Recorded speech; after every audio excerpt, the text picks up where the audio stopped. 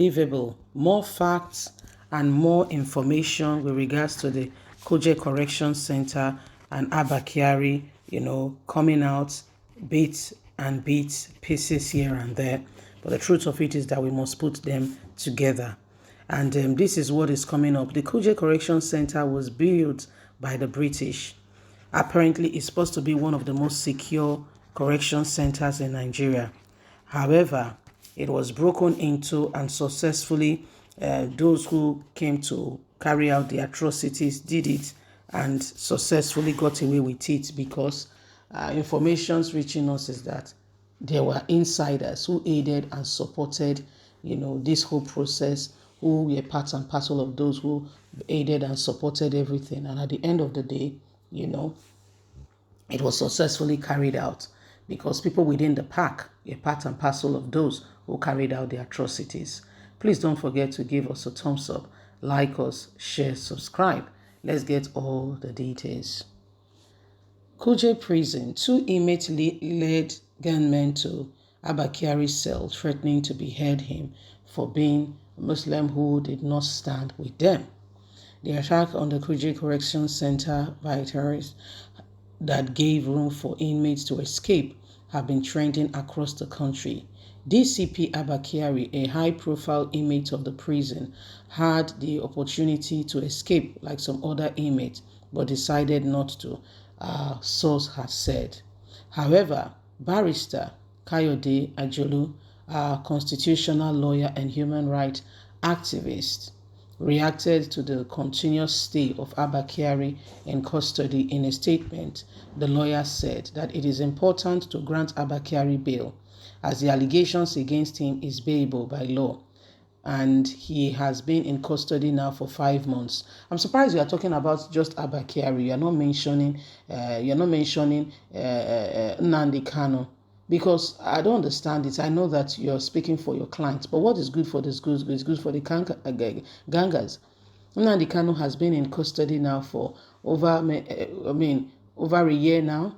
But nobody seemed to business or concern themselves with that. Let's continue. It said Abba Kyari has been in the correction center custody now for 5 months. He added that for Kyari not to have escaped when he had the opportunity shows that when granted bail, he will be available at the court when he is needed. Jolo went further to say that Kyari has done a lot of good for the country by bringing several hardened criminals to book, something that has never been done before in the history of Nigerian police. He noted that about 60% of the inmates in the Kuje prison got there by the same Kyari, and it won't be fair to keep him among them. The lawyer alleged that a reliable source told him that 3 of the terrorist commanders who had earlier threatened Kyari led some gunmen to his cell, shooting and shouting his name, saying they would behead him. He had not been a good Muslim. He had been bringing people to prison. He stated that God saved the former Super Cop because the explosive that went on the cell wall didn't detonate. If it had, he would have been history by now. If Barrister Jolu anything to go by, then Abba Kyari is asking that the government of Nigeria should consider his release immediately. So this is what is being said, and this is what is going on. Abba Kyari's lawyer is putting up a good fight, saying that it's about time Nigerian government look into this and set Kyari free. Say because Kyari is the man, who had opportunity to leave but refused to leave, and they would have taken his life there, right there in the prison. But he was saved by a stroke of luck, and Kyari has done good for the nation previously, and that should be considered. I'm not denying the fact that Abba Kyari has done good for the nation, and if he had continued on that line, I think it would not just have been an IGP of police or the, very great position. But the thing called greed, I don't know at what point comes in, especially in Nigeria, where truly, sincerely speaking, checks are truly out of the window. Okay? integrity, people being, accountability, audits. Okay, every now and again, refresher courses in whatever you're doing, where you see it on your email that this course has gone off. You need to do it again. And whether if you don't, you see, there's no, if you're doing the course and trying to skip it, you cannot skip. If you've lived abroad before, or you've done some courses abroad before, it's like it's a torture, but you have to do it. And the funniest thing, whether you don't want to listen to it, you will have to listen to it. You know why? The page will not skip. So you will listen to the boring lecture, because at the end of the day, you will do an exam.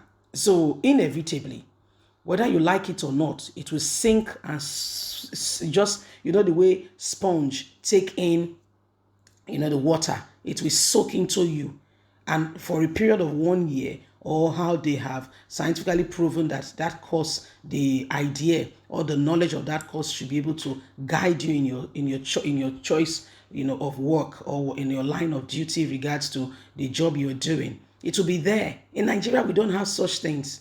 And when it's expiring, you will get the pop-up coming up. And your supervisor, your manager will also get the pop-up that you're supposed to do a particular course. They give you a window. And you have, for instance, for about 6 months to the time, you have a window when you have to, you can do it before, maybe 3 months to its expiration, you can do it. And you take your pace and your time. Then when it has expired, you have another window of 1 month to make sure it's completed, because non-compliance of the completion of that very course, all government parastatals, all non-completion of that very course means that you are not ready to do the job. Is it that you will take some time off, you take your leave at that period to get it done, or that means you're resigning? Those things and systems we put in place, because it will go a long way, okay, for people to understand their call of duty. Look at, for instance, Dumeji, in Anambra State, when demolition went on. Do you know that? Do you see the way security operatives were slapping somebody like, excuse me, you are destroying his church, and he was only trying to resist. The best you can do is detain him, probably in a car or something, okay? And why so that he does not jump into the place and there's catastrophe or chaos or something. Okay, you detain him there, and by the time the whole demolition is off, you bring him out, rather than look at the way they were, as if he was a criminal. He did not commit any crime known to anybody, at the time of the demolition that warrants such beating. And even a hard-hand criminal has rights. Go ask US and America or UK and other that will tell you. You can't do that to him. Leave us a comment. God bless. Bye for now.